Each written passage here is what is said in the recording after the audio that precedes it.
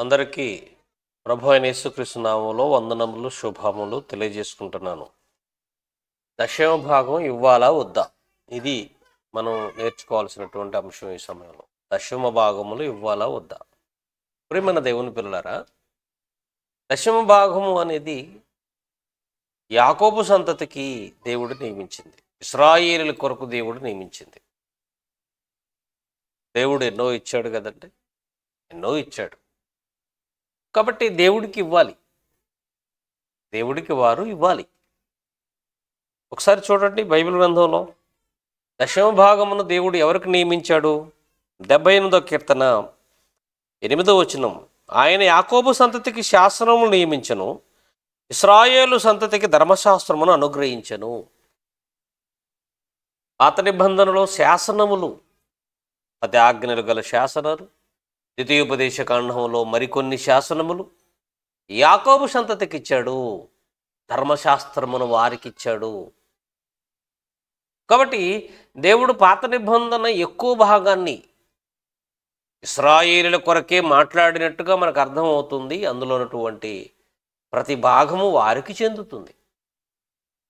ఇది మనం మొదటిగా అర్థం చేసుకోవాలి. ఇక దశమ భాగాలను అని అనగానే ఇశ్రాయేలు ఇచ్చేది కదా, వారు ఏమేమి ఇవ్వాలి అని మనం ఆలోచిస్తే చూడండి ఒకసారి.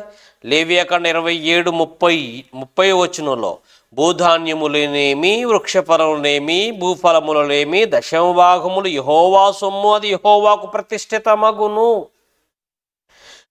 భూధాన్యంలో ఇచ్చేసేయాలి, వృక్షఫలాలలో ఇచ్చేసేయాలి, భూఫలములన్నిటిలో ఆయనకి ఇచ్చేసేయాలి. లేవియాకాండం 27:31 వచనం, ఒకడు తాను చెల్లింపవలసినటువంటి దశమ భాగంలో దేనినైనను విడిపింపగోరిన ఎడల దానిలో 5వ వంతు దానితో కలుపవలెను అని ఇక్కడ వారికి దేవుడు నియమించిన దాని గురించి దేవుడు మాట్లాడుతూ ఉన్నాడు. చూడండి ఇక్కడ, ఇదిగో ఈ దశమ భాగాలు దేవుని సొమ్ము, దేవుని సొత్తు అని రాయబడింది కదా. ఇది ఎవరికి ఇచ్చాడు దేవుడు?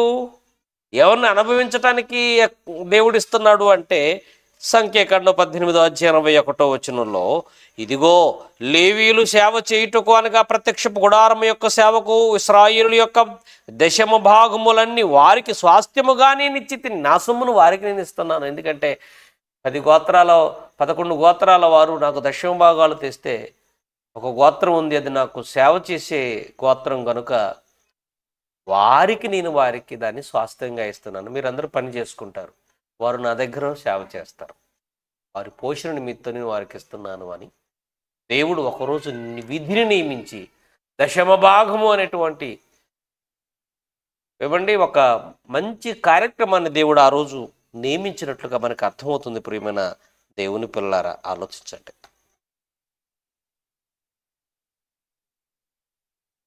మరొక మంచి మాట మనం బైబిల్లో చదువుకుందాం. చూడండి, మలాకీ గ్రంథం చివరి పుస్తకమైన మలాకీ గ్రంథంలో 3వ అధ్యాయంలో, మలాకీ గ్రంథం 3వ అధ్యాయం, మలాకీ గ్రంథం 3వ అధ్యాయం 8వ వచనం, మానవుడు దేవుని యొద్ద దొంగిలునా? అయితే మీరు నా యొద్ద దొంగిలితిరి. దేని విషయంలో మీరు నా యొద్ద దొంగిలితిరని మీరందరూ 10వ భాగం ప్రతిష్టార్పణలు ఇవ్వక దొంగిలితిరి. ఈ జనములు నా యొద్ద దొంగిలిచునే ఉన్నారు, మీరు శాపగ్రస్తులై ఉన్నారు. నా మందిరములో ఆహారం ఉన్నట్లు 10వ భాగం అంతయు నా మందిరములకు తీసుకున్న మందిరపు నిధిలోనికి తీసుకుని రండి. దీనిని చేసి మీరు నన్ను శోధించినట్లా నేను ఆకాశ వాక్యలను విప్పి పట్టజాలనంత విస్తార దీవులను కుమ్మరించేదని సైన్యములకు అధిపతి యెహోవా సెలవిచ్చుతున్నాడు. దేవుని యొద్ద దొంగిలుతున్నాడట మనిషి. ఏం దొంగిలుతున్నాడు? ఆయనకి ఇవ్వవలసిన దశమ భాగములు ఇవ్వకోకుండా దొంగిలుతున్నాడు. అది ఆయన సొత్తది, లేవీయులకు ఇచ్చింది. అది దేవుడి సొత్తును లేవీయులు సేవ చేసేవారు ఆయనకి, కాబట్టి ఆయనకి వాళ్ళకి ఇస్తున్నాడు దేవుడు. దేవుని సొత్తది. నా మందిరంలో ఆహారం ఉన్నట్లు దశమ భాగములను మీరు తీసుకొని రండి, తీసుకొని వచ్చి నన్ను శోధించండి, అప్పుడు పట్టజాలనంత విస్తారమైన దీవెనలు మీకు నేను కుమ్మరిస్తాను అని చెప్పాడండి. మనిషి దొంగిలుతాడు. 10వ భాగం 100 రూపాయలు సంపాదిస్తే 10 రూపాయలు ఇచ్చారు దేవుడికి, 1000 రూపాయలు సంపాదిస్తే 100 రూపాయలు ఇచ్చారు దేవుడికి. ఇలా మనం ఆలోచించుకుంటూ వెళితే మనిషి దేవునికి ఇవ్వవలసిన దశమ భాగములు ఆ రోజున వారు ఇవ్వక దొంగిలుతున్నారు అని రాయబడింది. చూడండి బైబిల్లో 10% అంటే చాలా తక్కువ అండి. 10% చాలా తక్కువ. ఇచ్చేయాలి దేవుడికి, ఇచ్చేయాలి. నీకు ఆరోగ్యం ఇచ్చి, ఆయుష్ ఇచ్చి, చేసుకునే శక్తినిచ్చి, ఎన్ని ఇచ్చినప్పుడు దేవుడికి ఇవ్వవా? అదే నీకు ఆరోగ్యం లేకపోతే, ఇది పాత నిబంధన. మరి కొత్త నిబంధన ప్రకారం దశమ భాగం ఇవ్వవచ్చా? చూడండి ఏం రాయబడిందో. కొరింథీయులకు రాసిన 2వ పత్రిక 9వ అధ్యాయము, కొరింథీయులకు రాసిన 2వ పత్రిక 9వ అధ్యాయము 1వ వచనం నుంచి, పరిశుద్ధుల కొరకైన పరిచర్యను గూర్చి మీకు రాయుటకు నాకు అగత్యము లేదు, మీకు మీ మనసు సిద్ధమైనదని నేను ఎరుగును, అందువలన సంవత్సరం నుండి అకయ సిద్ధపడి ఉన్నదని చెప్పి నేను మిమ్మును గురించి మాసిదోనియా ఎదుట అతిశయపడుతున్నాను. మీ ఆసక్తిని చూసి అనేకులు ప్రేరేపించబడిరి. చూడండి ఎంత మంచి మాట అంటున్నాడు. కొత్త నిబంధనకు వచ్చేసరికల్లా పరిశుద్ధుల కొరకైన పరిచర్యకి అకయ సిద్ధపడిందట, సంవత్సరం నుంచే సిద్ధపడిందట. అంటే పాత నిబంధన ప్రకారం దశమ భాగము, కొత్త నిబంధన ప్రకారము శ్రేష్ఠ భాగము. పరిశుద్ధుల కొరకైన పరిచర్య. ఆ రోజు లేవీలు దాన్ని, ఆ దశమ భాగాన్ని ఆ రోజు లేవీలు అనుభవించేవారు. ఈరోజు పరిచారకులుగా ఉన్నవారు పరిశుద్ధుల కొరకైన పరిచర్య కొరకు నీవు దశమ భాగము కాదు, శ్రేష్ఠ భాగాన్ని దేవుడికి తీసుకుని రావాలి. దశమ భాగం కంటే ఎక్కువ ఇవ్వాలండి. ఇప్పుడు ఎక్కువ ఇవ్వాలండి. 7వ వచనంలో చూడండి ఏమంటున్నా. కొరింథీయులకు రాసిన 1వ పత్రిక 9వ అధ్యాయం 7వ వచనంలో, సనుగు కొనకయు బలవంతముగా కాకయు హృదయములో ప్రతివాడు తన హృదయములు నిశ్చయించుకుని ప్రకారం ఇవ్వవలెను. హృదయములో నిశ్చయించుకుని ప్రకారం ఇవ్వవలెను.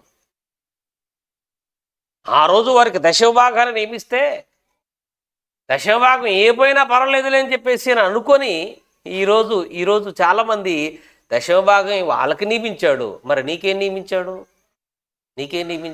హృదయములు నిశ్చయించుకుని కొలదా, హృదయం నిశ్చయించుకుని కానుక, నిశ్చయించుకుని కానుకంట దశమ భాగం కంటే తక్కువనే. ఎవరన్నారు దశమ భాగం కంటే తక్కువ అని? నువ్వు వర్ధిల్లిన కొలది కానుక తీసుకురావాలి దేవుడికి. నువ్వు వర్ధిల్లిన కొలది దేవుడి దగ్గరికి తీసుకుని రావాలి. కాబట్టి చాలామందికి అర్థం కాలేదు బైబిల్. వారికి దశమ భాగం నియమించాడు. దశమ భాగం ఇశ్రాయేలుకు సంబంధించిందే కనుక నేను ఇవ్వకూడదు. మరి నువ్వేమిస్తావు? శ్రేష్ఠ భాగం ఇవ్వాలి. నువ్వు శ్రేష్ఠ భాగం ఇవ్వాలి. హృదయంలో నిశ్చయించుకున్న కాలం విలువైన కానుక ఇవ్వాలి. ముష్టి పడేస్తే కుదరదు. శాస్త్ర నీతి కంటే, పరిశీలన నీతి కంటే మీ నీతి ఎక్కువ కావాలన్నాడు. వారి నీతి ఏంటి? వందనాలు చెప్పేవారికే వందనాలు చెప్పటం, మరి సభల్లో సమావేశాలలో అగ్రపీఠాలు కోరుకోవటం, విందుల్లో అగ్రపీఠాలు కోరుకోవటం, దశమ భాగం ఇవ్వటం, అది వారి నీతి. ప్రేమించిన వారిని ప్రేమించడం, అది వారి నీతి. దశమ భాగం ఇవ్వటం, అది వారి నీతి. వారి నీతి కంటే మీ నీతి అధికం కావాలి అంటే నీ హృదయం నిశ్చయించుకుని కానుక అంటే దశమ భాగము కంటే ఎక్కువగా నువ్వు ఇవ్వటానికి సిద్ధపడాలి. అది హృదయం నిశ్చయించుకుని కానుక అవుతుంది. ముష్టి దేవుడికి పడేసి ఇదేనా హృదయం నిశ్చయించుకుని కానుక అనకూడదు. చూడండి ఏమంటున్నాడు 5వ వచనం. కాగా లోగడ ఇచ్చిదమని మీరు చెప్పిన ధర్మము పిశనారితనముగా ఇవ్వక ధారాముగా ఇవ్వవలనని చెప్పి సహోదరులు మీ యొద్ద ముందుగా వచ్చి దానిని జమ చేయుటకై వారిని హెచ్చరించుటకు అవసరమని తలంచి తిని, కొంచెముగా విత్తువాడు కొంచెమే పంటకు వస్తాడు, సమృద్ధిగా విత్తువాడు సమృద్ధిగా పంట కోయను అని ఈ విషయమే చెప్పవచ్చును. సనుకొనొద్దు, బలవంతంగా కాదు, ప్రతివాడు హృదయములు నిశ్చయించుకున్న ప్రకారం ఇవ్వవలను. ఉత్సాహంగా ఇస్తే దేవుడు ప్రేమిస్తాడు. అన్నిటి యందు ఎల్లప్పుడు మీలో సర్వ సమృద్ధి గలవారై ఉత్తమమైన కార్యం చేయుటకు దేవుడు మీ ఎడల సమస్త విధములైన కృపను విస్తరింప చేయగలడు అని అన్నాడు. చూడండి, కాబట్టి నువ్వు వర్ధిల్లిన కొలది ఇవ్వాలయ్యా. దశమ భాగం కాదయ్యా నువ్వు ఇవ్వాల్సింది.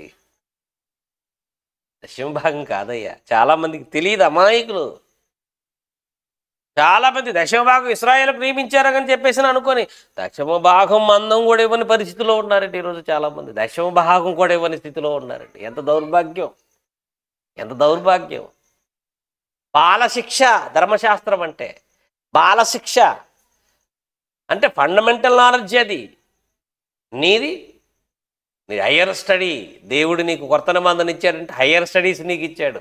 ఆ బాలశిక్షలో నుంచే ఎన్నో పాఠాలు నేర్పించి హయ్యర్ స్టడీ నీకు ఇచ్చాడు. హయ్యర్ స్టడీ ఇచ్చాడంటే బాలశిక్ష కంటే తక్కువగా, బాలశిక్షలో ఉన్నదానికంటే తక్కువగా చేయమని అర్థం కాదు కదా.